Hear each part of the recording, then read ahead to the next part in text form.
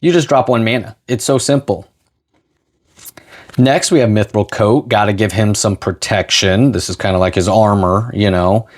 And it's flash, so boom, you can drop this in to give him protection. When it comes out, well, it's not full-on protection. It's indestructible. But when it comes out, it just gets attached because he's legendary.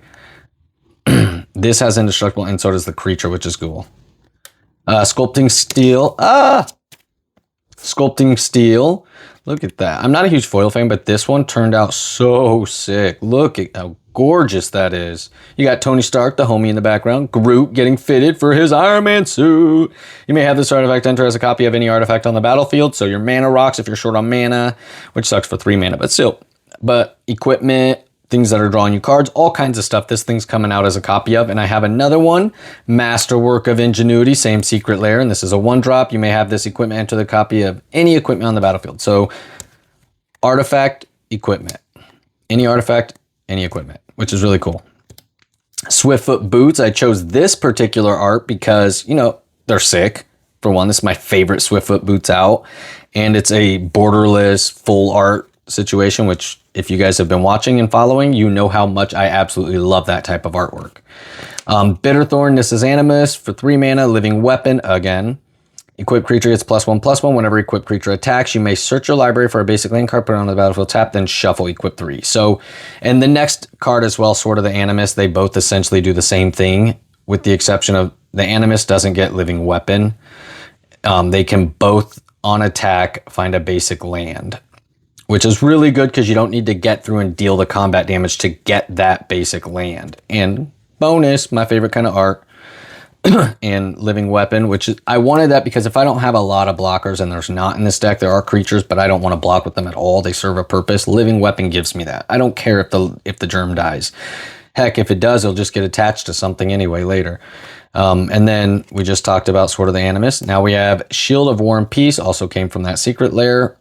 Shield is what they call it, but it's actually Sword of War and Peace. I did not notice that until just now. That's funny. Equipped creature gets +2/+2 and has protection from red and from white. Both good protections to have against, or from. Whenever equipped creature deals combat damage to a player, this equipment deals damage to that player equal to the number of cards in their hand, and you gain 1 life for each card in your hand.